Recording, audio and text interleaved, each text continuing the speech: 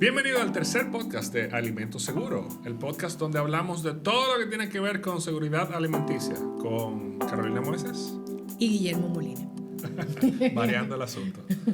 Ok, entonces ya me asustaste con salmonela, me asustaste con E. coli. 157H7. Muy bien. ¿Cómo es esto? ¿Qué ambiente que las bacterias necesitan? Yo quiero evitar la bacteria como de lugar ahora mismo. Las bacterias, tiene que ocurrir algo para que una bacteria pueda crecer. O sea, Hay que darle amor, cariño. Alimento. Ellas son seres vivos. Acuérdate que las bacterias son seres vivos. Por lo tanto, las bacterias necesitan alimento. Tiene que haber un sustrato de la bacteria para que ella pueda crecer. Entonces, es por eso que las bacterias están en los alimentos. Ya. Así como, y la bacteria le gustan los mismos alimentos que te gustan a ti.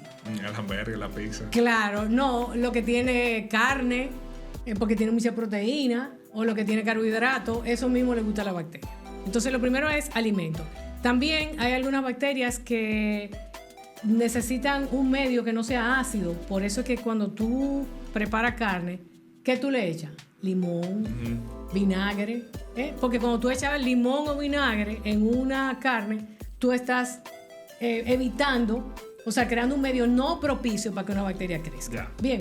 Eso es muy simpático que tú lo menciones porque cuando uno analiza la antigüedad, ve, por ejemplo, que le echaban limón a todo para que no se dañara, o sal. Sí, claro, la sal es porque la bacteria necesita humedad para poder crecer. También entonces tú sabes que la carne tiene mucha agua, entonces por eso una bacteria va a crecer más en una carne que en un alimento seco. En una galleta, por ejemplo, no te va a crecer tanto una bacteria.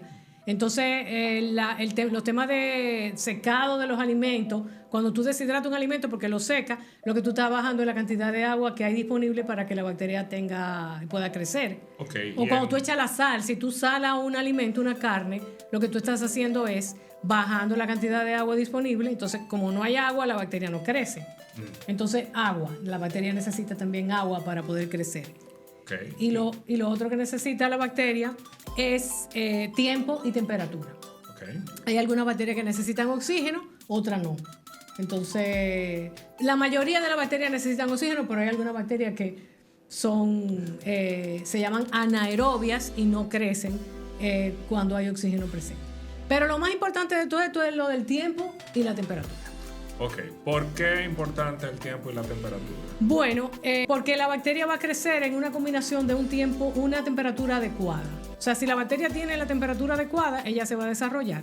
Entonces, por eso es que en seguridad de alimentos hay algo que se conoce como la zona de temperatura de peligro. Ok, suena interesante eso. ¿Qué es la zona de temperatura de peligro? Bueno, la zona de temperatura de peligro es la zona donde la bacteria más tiene las condiciones más propicias para crecer.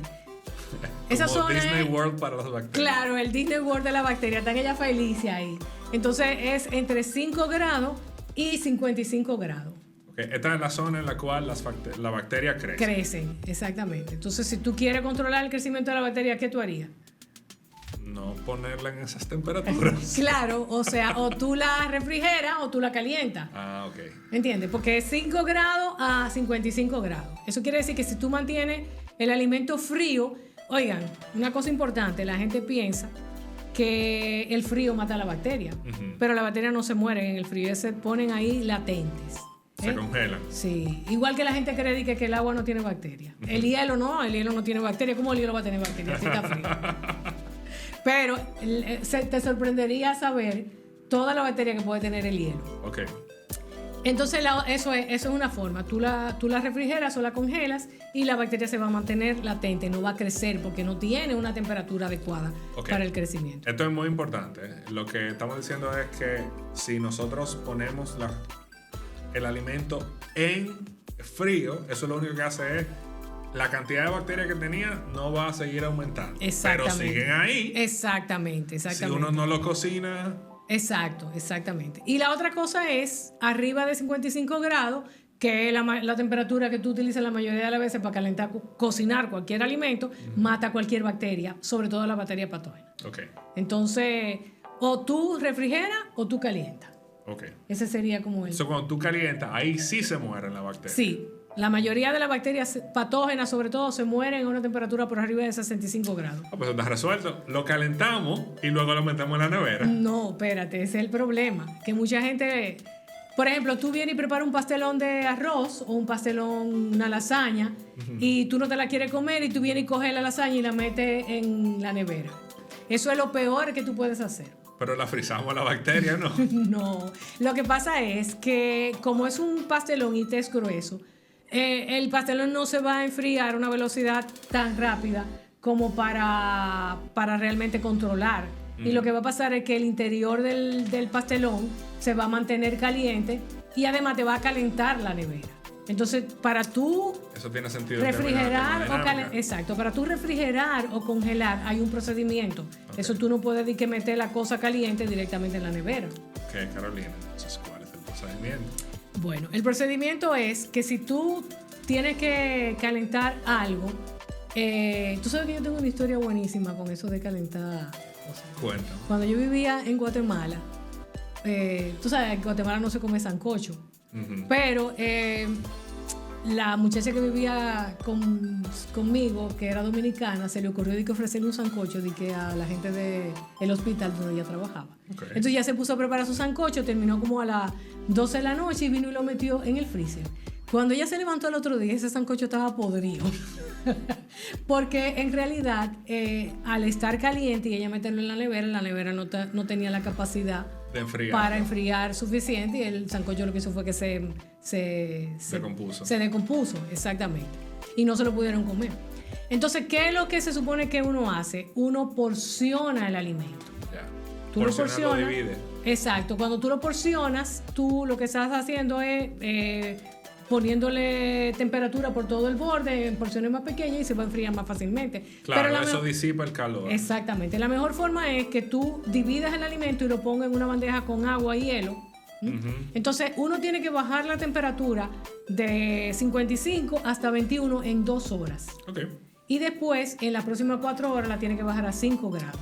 Pues no es tan complicado porque en realidad si tú puedes dividir el alimento o no es muy grande y tú dejas que se enfríe, o sea, la mayoría de las cosas, un pollo que tú hagas se enfríe en 5 o 10 minutos y después tú lo puedes meter en la nevera. Sí, en realidad lo mejor es que si tú vas a meter algo en la nevera y tú lo cocinaste, déjalo que se enfríe lo puedes dejar ahí si no va a estar más de 2 horas y después entonces lo metes en la nevera. Porque meter el alimento caliente en la nevera, estás subiendo la temperatura de la nevera y entonces el alimento... Claro, entonces ahí ya esas cosas que mantequilla, leche, cosas que necesitan esa temperatura constante, uno disturba realmente la mecánica de una nevera es tal que realmente no está diseñada para esos spikes.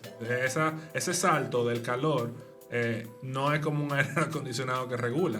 La nevera está diseñada para ser lo más eficiente posible, entonces no enfría. No enfría, exactamente. Entonces no se mete producto caliente en la nevera. Espectacular. El otro tema es, ya que tú lo refrigeraste, lo congelaste, ¿cómo lo descongelo? Ok. ¿Cómo lo descongelo? Bueno, eso también es importante. Acuérdate que hablamos de la temperatura interna mínima. Para poder calentar lo que son sobras, los famosos leftover, que llaman los norteamericanos, las sobras, hay que calentar. Recalentado. Exacto, el recalentado. Bueno, ¿tú te acuerdas que habíamos dicho que la temperatura de cocción de la bacteria era 160? Las sobras se deben calentar a 165 grados. Ok, un poquito más. Un poquito más, exactamente. Y, eso es igual, o sea, uno lo calienta y después le mete el termómetro. Le mete el termómetro. Si no marcó 165, caliéntelo más. Exactamente, hasta que marque 165 y esté por lo menos 4 segundos en esa temperatura, entonces ya tú estás segura que tú calentaste suficiente el alimento. Claro. Para. Entonces, ¿cómo calentamos o cómo descongelamos un alimento? Imagínate que tú llegas y primero, para descongelar, lo ideal es que bajemos del congelador al refrigerador el día anterior. Entonces, esa yo me la sé. O sea, el truco es, si tú te vas a comer una carne ese día, la noche anterior, tú la bajas. Tú la bajas, exactamente. Claro, entonces tú lo que estás ahí es bajando la temperatura, pero no lo estás sacando de la refrigeración. Ahora, pero después tú llegaste con hambre y la cosa estaba congelada en el refrigerador, entonces ¿qué hago? Que nos pasa todo. Entonces lo que yo voy a hacer es lo siguiente. Primero, Microondas, esa es la mejor opción. Ok. Entonces, el microondas tiene una opción de descongelado, lo pongo en la opción de descongelado y descongelo. Y es bueno porque es rápido. Es rápido, exactamente. Entonces lo que estamos tratando de evitar es que esta descongelación Sea lenta. Ok, porque eso nos pone en la temperatura... La zona de temperatura de peligro. temperatura de peligro. Exacto. Entiendo. Esa es la primera opción. La segunda opción es lo tiro de una vez en la olla. Ok, que Entonces, el sartén lo exacto, descongela. el sartén lo va a descongelar y lo pongo ahí y ello se va a ir descongelando. Ok. La que no es opción es... Que tú lo saques de la nevera y lo dejes de congelar encima de la meseta. Por unas cuantas horas. Eso es peligroso. Claro, porque los alimentos no pueden estar más de 4 horas en la zona de temperatura de peligro. Ya. Entonces, si tú dejas el alimento, así mismo cuando tú preparas un arroz, a la gente, a los dominicanos les encanta preparar arroz y dejarlo encima de la cocina y a las 5 cuando llegan del trabajo y vienen y se comen ese arroz. Vamos a hablar un día del arroz porque la gente cree que el arroz no tiene bacterias, pero el arroz puede tener una bacteria que se llama Bacillus cereus. Y esa es seria. Y lo vamos a hablar en otro de los podcasts. Exacto. Mientras tanto, estos tips son para poder congelar y descongelar alimentos de forma segura y un poco conocer cuáles son las condiciones que necesita una bacteria para poder crecer. Espectacular. Yo me siento que ahora sé un poco más sobre las bacterias. Bueno, yo me alegro. Me dan menos miedo. Todavía los dos nombres no pueden tener nombres más sencillos. No Tiene puede que ser ser. en latín y complicado. Exacto, en latín y complicado, sí. Pues Para que te asuste un poquito cuando tú la veas. Claro, Y porque le si se coja llamara respeto. Penny la bacteria, Claro. no creo que... Pero tú sabes lo que es Staphylococcus aureus. Bueno, pues muchas gracias y vamos a vernos en el próximo podcast de Alimento Seguro.